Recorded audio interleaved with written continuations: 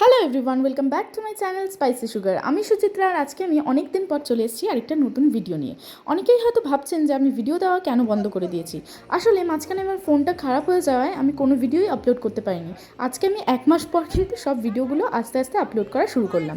So এই যে এখন যে ভিডিওটা আপনারা দেখছেন, এটা কিন্তু আমাদের লাস্ট ডে ছিল উখরুলে সামার ভ্যাকেশন শুরু হওয়ার আগের দিন। মানে এই দিন বিকেলবেলা আমরা কিন্তু সবাই খুব এক্সাইটেড ছিলাম, কারণ পরদিন সবাই কিন্তু চলে যাচ্ছিলাম বাড়িতে। এই জন্য সবাই বিকেলবেলা রবিত স্যারের ওখানে দেখা করতে গিয়েছিলাম। কারণ এই সামার ভ্যাকেশনের ছুটিটা যেহেতু অনেকটাই লম্বা ছিল, 40 দিনের সামার ভ্যাকেশন ছিল, এই কারণে অনেক দিনই তো সবার সাথে দেখা হবে না। এই কারণে সেই দিন বিকেলবেলা সবাই বসে একটু আড্ডা দিয়েছিলাম। বাস এখন কিন্তু সবাই আড্ডা দিয়ে চলে যাচ্ছি বাড়িতে, আর পরদিন সকাল সকাল কিন্তু আমাদের বেরোতে হবে। এই জন্য এই যে দেখুন, রাত্রে আমরা কিন্তু করে নিচ্ছি প্যাকিং। 1 মাসের জন্য যদি সব জিনিসপত্র এখানে এইভাবেই খোলামেলাভাবে রেখে চলে যাই, তাহলে সব কিছুর মধ্যেই ধুলো পড়ে যাবে আর নোংরাও হয়ে যাবে। এই কারণে আমরা কিন্তু সব কিছু জিনিসপত্র এই যে বক্সের মধ্যে প্যাক করে রেখে দিয়েছি। এই যে দেখুন, সব কিছু কিন্তু আমরা আবার ভালো করে প্যাক করে সাজিয়ে রেখেছি ওখানে, আর বিছানাটাও ওইভাবে প্যাক করে রেখে দিয়েছি। এখন কিন্তু সকাল 6টা মতো বাজে, আর আমরা কিন্তু রেডি হয়ে বেরিয়ে পড়ছি বাড়ি যাওয়ার জন্য। আসলে বাড়ি তো যাবো না, এখন আমরা যাচ্ছি কিন্তু গুয়াহাটিতে একটা বিয়ে বাড়ি ছিল, ওটা অ্যাটেন্ড করে ওখান থেকে কিন্তু আমরা চলে যাব শিলিগুড়িতে। আর আমরা যে এখন শিলিগুড়ি যাব বা গুয়াহাটি যাব, এই ব্যাপারটা কিন্তু আমরা বাড়িতে কাউকেই জানাইনি। বলতে পারেন ওদের জন্য একটা ছোট্ট সারপ্রাইজই ছিল।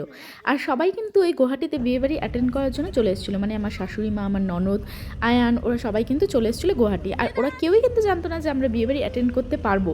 আর এই কারণে আমরা কিন্তু না বলেই চলে যাচ্ছিলাম এখন গুয়াহাটি। আর আমাদের সাথে এই যে দেখলেন, প্রীতি ম্যাম ওইদিকে ছিল, মনোজ স্যার, পঙ্কজ স্যার আর খুশবু ম্যাম, আর সাথে বেদাংশকে নিয়ে আমরা কিন্তু বেরিয়ে পড়েছি এবার ডিমাপুর যাওয়ার জন্য।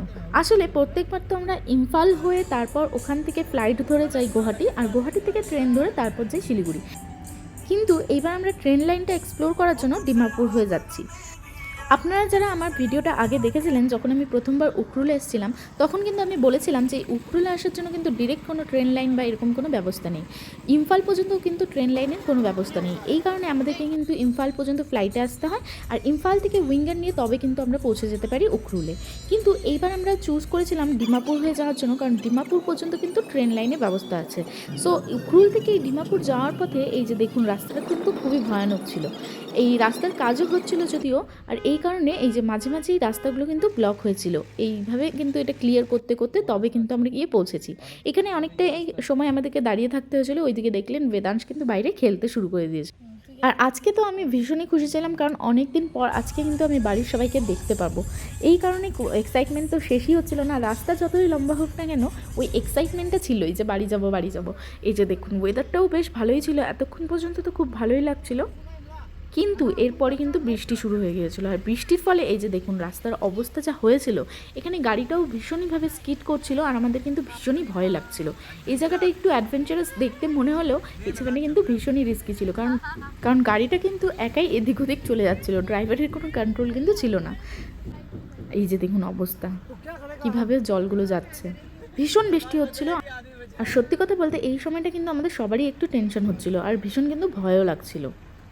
যাই হোক, এইভাবেই কিন্তু রাস্তা পার করতে করতে আমরা কিন্তু চলে যাচ্ছিলাম ডিমাপুরের উদ্দেশ্যে। এই ডিমাপুর যাওয়ার পথে আমরা যেহেতু মানে নাগাল্যান্ডটা টাচ করেই যাব, তো ওটারও একটা এক্সাইটমেন্ট ছিল যে নর্থ ইস্টের আরেকটা স্টেট কিন্তু আমরা একটু ছুঁয়ে যেতে পারবো।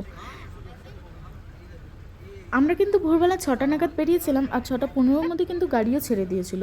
কিন্তু এই রাস্তা যেন শেষই হচ্ছিল না। মোটামুটি এখন কিন্তু 1টা 1:30 মতো বেজেই গিয়েছিল, আর রাস্তায় এইখানে কিন্তু মাঝখানে আমরা দাঁড়িয়েছিলাম, কারণ সবারই কিন্তু খিদেও পেয়ে গেছিলো। এই যে পঙ্কজ স্যার যেহেতু এই রাস্তা দিয়ে বহুবারই গিয়েছে, তো পঙ্কজ স্যারের চেনা একটা দোকান ছিল, বলতে পারেন একটা ছোট্ট হোটেল মতো ছিল, এই যে বৈষ্ণব হোটেল, যেখানে কিন্তু সব কিছু ভেজ পাওয়া যায়। সো ওই হোটেলের ওপরে গিয়ে কিন্তু আমরা কিন্তু ভাত এইসব খেয়েছিলাম, যেটা কিন্তু খুবই ভালো ছিল, মানে ফ্রেশও ছিল আর খাবারটাও বেশ ভালোই ছিল, চিপ অ্যান্ড বেস্ট বলতে পারেন। তারপর আর কি, বেদান সেই চিপসের প্যাকেট নিল, আর ওদিক থেকে প্রীতি ম্যামরাও কিছু ফ্রুটস কিনে নিয়েছিল, আর এইখানে কিন্তু আমরা কিন্তু বেদাংশের সাথে একটু খেলছিলাম। আমরা তো এক্সাইটেড ছিলাম, এই বেদাংশও কিন্তু ভীষণ এক্সাইটেড ছিল ওর নিজের বাড়িতে যাওয়ার জন্য। আসলে এখানে তো সবসময় একা একাই থাকে, তো ও বারবার কিন্তু বলছিল ওখানে আমার দাদা আছে, দিদি আছে, মানে গ্র্যান্ড প্যারেন্টস যারা আছে ওদের ব্যাপারেও কিন্তু বেদাংশ বারবার বলছিল। যাই হোক, এদিকে আমরাও কিন্তু ওয়েট করেছিলাম, কারণ আজকে কিন্তু এই একটা রাত পার হলেই আমরা কিন্তু কালকে পৌঁছে যাব গুয়াহাটি, আর ওখানে গিয়ে কিন্তু আমাদের দেখা হবে আয়ানের সাথে। আয়ানের সাথে যেহেতু ওই 5 মাস থেকে দেখা হয় না, আমার কিন্তু ভীষণই ওকে দেখার ইচ্ছা করছিল, আর ওর সাথে খেলারও ইচ্ছা করছিল। ব্যাস আর কি, এই জায়গাটায় কিছুক্ষণ দাঁড়িয়ে থাকার পর এখন কিন্তু আবার গাড়ি ছেড়ে দিয়েছে। ব্যাস এখন কিন্তু চলতে শুরু করেছে। এখন বৃষ্টিটাও একটু কমে গিয়েছিল আর রাস্তাটাও কিন্তু মোটামুটি ভালোই ছিল। আর এখন আমরা যেটা ক্রস করছি সেটা ছিল জাখামা। এই জায়গাটাতে কিন্তু আরেকটা কেভি রয়েছে, মানে জাখামাতে যে কেভিটা রয়েছে, পঙ্কজ স্যার বলছিল যেখানে কিন্তু ভীষণই ঠান্ডাও থাকে আর ভেতরে কিন্তু ব্যাপারটা কীরকম এই ব্যাপারেও কিন্তু পঙ্কজ স্যার ডিসকাস করছিল। ওই যে দেখতে পাচ্ছেন ওই দিকেই কিন্তু এই কেভিটা রয়েছে, জাখামার যে কেভিটা সেটা। বাস অনেকক্ষণ চলার পর এখন মোটামুটি কিন্তু 2-2:30 পার হয়ে গিয়েছে। এখন কিন্তু আমরা পৌঁছে গিয়েছি কোহিমাতে। আর এখানে দেখুন এটা কিন্তু মোটামুটি একটি বড়ই সিটি টাইপেরই ছিল। আর এখানে এই যে বিল্ডিংসগুলোও কিন্তু খুব ইউনিকভাবে, মানে একটা বিল্ডিংয়ের সাথেই আরেকটা বিল্ডিং একদম লেগে লেগে কিন্তু বানানো ছিল। আর এখানে ঢুকে বেশ ভালোই লাগছিল, কারণ অন্য একটা স্টেট, অন্যরকম সব কিছু দেখে ভালোই লাগছিল। আর ওই যে দেখুন পাহাড়ের ওখান থেকেও হয়তো আপনারা দেখে বুঝতে পারছেন যে বাড়িগুলো কীভাবে ছিল, মানে একটা বিল্ডিংয়ের পাশেই আরেকটা বিল্ডিং, দেখে ভালোই লাগছিল কারণ নতুন জায়গা। ব্যাস আর কি, এরপর তো মনে আরেকটু এনার্জি চলে এসেছিলো, কারণ আরেকটু পরে কিন্তু আমরা পৌঁছে যাব ডিমাপুরে।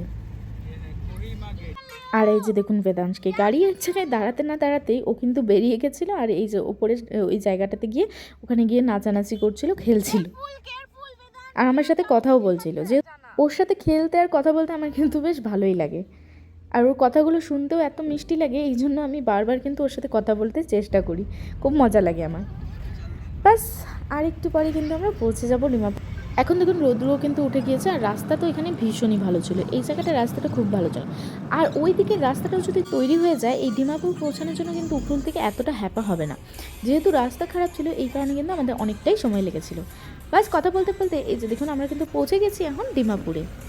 আর এই ডিমাপুর পৌঁছতে পৌঁছতে আমাদের কিন্তু অনেকটা, মানে মোটামুটি 4টা 4:30 হয়েই গিয়েছিল। আমরা প্রথমে ভেবেছিলাম যে 4টার যে ট্রেনটা রয়েছে ওই ট্রেনে করে কিন্তু গুয়াহাটি চলে যাব। যদি আমরা ওই ট্রেনটা ধরতে পারতাম তাহলে কিন্তু আমরা রাত্রের মধ্যে গুয়াহাটি পৌঁছে যেতাম, এটাই প্ল্যান ছিল যদিও, কিন্তু কী আর করা যাবে, এখানে পৌঁছতে পৌঁছতেই এতটা লেট হয়ে গিয়েছিল যে আমরা ওই ট্রেনটা কিন্তু ধরতে পারিনি। এবার আমাদের নেক্সট রাতের ট্রেনটা ছিল, সেটা কিন্তু ছিল 10টার সময়, আর এখন কিন্তু মাত্র 4:30 বাজে।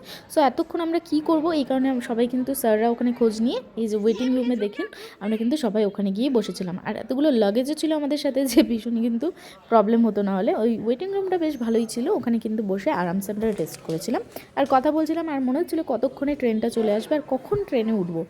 যাই হোক অনেকক্ষণ ওখানে রেস্ট করার পর ওই যে দেখুন পঙ্কজ স্যার তো নিচে ওটা পেতেই নিয়েছিল আর ওখানে কিন্তু সবাই ওরা শুয়েও পড়েছিল। বাস এখন কিন্তু 9:30 মতো বাজে আর আমরা কিন্তু এখন ওই প্ল্যাটফর্মে গিয়ে ওয়েট করছিলাম যে ট্রেন কখন আসবে। আর এই যে দেখুন সবার লাগেজ কতগুলো ব্যাগ হয়েছে, এটা নিয়ে কিন্তু স্যাররা বারবারই আমাদের ম্যামদেরকেই বলে যাচ্ছিলো যে আমরা নাকি এতগুলো ব্যাগ করেছি, কিন্তু আমাদের কোনো দোষ ছিল না, যদিও জিনিসপত্র তো নিয়ে যেতেই হতো।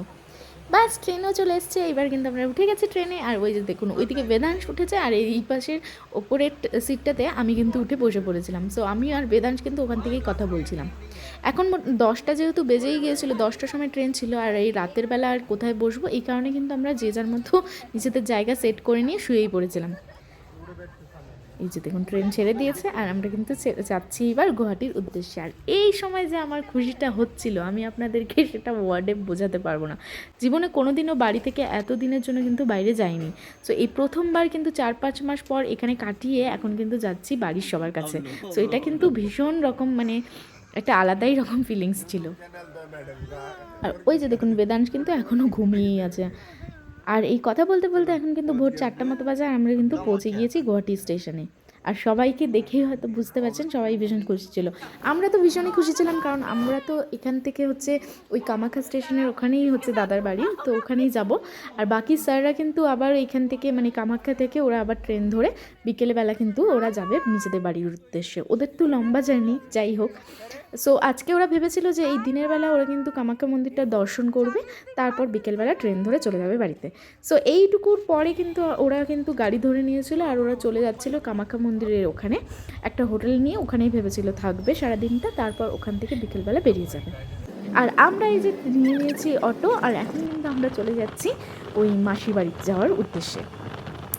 আসলে যে বিয়েবাড়িটার কথা বলছিলাম সেই বিয়েবাড়িটা কিন্তু ছিল আমাদের এক ভাগ্নির, মানে ওর মাস্তাতো দিদির মেয়ের বিয়ে ছিল। সো বিয়েটা তো আমরা অ্যাটেন্ড করতে পারিনি, কিন্তু আজকে ছিল ওদের রিসেপশন। সো সবাই কিন্তু ওখানেই ছিল আর আমরা কিন্তু এখন পৌঁছে গিয়েছি মাসির বাড়িতে। আর এই ভোরবেলা গিয়ে কিন্তু আমি গেট ঠকঠক করতে শুরু করে দিয়েছিলাম। আসলে কাউকে তো বলিনি যে আমরা আসছি, তো ওরা কেউই কিন্তু জানতো না যে আমরা কিন্তু আসছি। সবাই কিন্তু খুব আফসোসও করছিল, কারণ আমরা বিয়েতেও অ্যাটেন্ড করতে পারলাম না আর রিসেপশনও অ্যাটেন্ড করতে পারলাম না। কিন্তু এটা কিন্তু ছিল সবার জন্য একটা সারপ্রাইজ। আর আমারও ভীষণই আফসোস হতো যদি বিয়ে বাড়িটা না অ্যাটেন্ড করতে পারতাম। এই যে দেখুন বরটা কিন্তু উঠে গিয়েছে, আর ওই যে মা দাঁড়িয়েছিল, মা তো দেখে খুবই খুশি হয়ে গিয়েছিল। আর আমারও কিন্তু ভীষণই ভালো লাগছিল। আর আমরা কিন্তু এই যে দেখুন ফ্রেশ হওয়ার পর আর ওয়েট করতে পারিনি যে অ্যান ঘুম থেকে ওঠার পর ওর সাথে দেখা করব। ওই যে দেখুন ও ঘুমের মধ্যেই ছিল, আর আমরা কিন্তু ওকে জেগে তুলে দিয়েছি। এখন কিন্তু 5টা মতোই মাত্র বাজছিল, আর আমরা কিন্তু ওকে টেনে তুলে ফেলেছি ঘুম থেকে। ও তো প্রথমে উঠে বুঝতে পারছিল না যে আসলেই কি মামা আর মিমি আসছে নাকি ও স্বপ্ন দেখছে। সো যাই হোক, ওকে অনেক দিন পর কাছে দেখে আমার কিন্তু খুব মজা লাগছিল। শুধু ওকে দেখে না, বাড়ির সবাইকে দেখেও কিন্তু খুব ভালো লাগছিল। এই উখরুলে তো কেউই কাছের বলতে ওই স্যার ম্যামরাই শুধু রয়েছে, বাড়ির কাউকেই কিন্তু দেখতে পাই না। ওই ভিডিও কলে যারা কথা হয় ওইটুকুই, কিন্তু এতদিন পর সবাইকে সামনে দেখে কিন্তু বেশ ভালো লাগছিল। আর ওখানেও যাওয়ার পর সবাই খুব খুশি হয়ে গিয়েছিল, কারণ আর এই যে দেখুন আয়ানকে, ও তো ঘুম থেকে উঠতেই পারছিল না, আসলে ঘুমের মধ্যেই ছিল। কাঁচা ঘুমটা ওর কিন্তু ভেঙে গিয়েছিল। আমি কিছুক্ষণ জ্বালাতন করলাম, তারপর তো আসলো মামা। লম্বা হয়ে গেছে। এই যে দেখুন এখন কিন্তু ও হাসছে, আর এখন কিন্তু ও বুঝতে পেরেছে যে মামা আর মিমিকে কিন্তু ও স্বপ্ন দেখছে না, মামা আর মিমি সত্যি কিন্তু চলে আসছে। ও তো ড্রেসও চেঞ্জ করেনি, ডিরেক্ট গিয়ে ওকে তুলতে শুরু করে দিয়েছিল। এই যে দেখুন, কে এটা কে? ব্যাস এই সময় ওকে পেয়ে আমাদের মনে হচ্ছিল ওকে না ছাড়ি, মানে ওকে ধরেই বসে থাকি। তারপর একটু ফ্রেশ ট্রেশ হয়ে নিলাম, ও ব্রাশ করার পর শুরু করলো মামা আর মিমি তোমরা কী এনেছো। সো ওর জন্য এখান থেকে কী নিয়ে যাব, ও বলেছিল এখান থেকেও নাকি বন্দুক লাগবে, আমরা যেখানেই যাই ওর নাকি বন্দুকই লাগে। তো এখান থেকেও আমরা কিন্তু ওর জন্য এই বন্দুকটা নিয়ে গেছিলাম, যেটা পেয়ে তো ভীষণই খুশি হয়ে গেছিলো। ব্যাস তারপর মামার সাথে মিলে এটাকে সেট করে নিল আর খেলতে শুরু করে দিয়েছিল। আমি আমার এই ভিডিওটা কিন্তু এখানেই এন্ড করছি। আশা করি আপনাদের ভিডিওটা ভালো লাগলো, আর যদি ভিডিওটা ভালো লাগে অবশ্যই কিন্তু আমাকে জানাবেন, আর চ্যানেলটা সাবস্ক্রাইব করতে কিন্তু ভুলবেন না। দেখা হবে আরেকটা পরের ভিডিওতে। আর নেক্সট ভিডিওতে কিন্তু আমি আপনাদের সাথে শেয়ার করব গুয়াহাটিতে যে বিয়ে বাড়িটা অ্যাটেন্ড করলাম ওটা কেমন ছিল। Thank you and bye bye, see you again.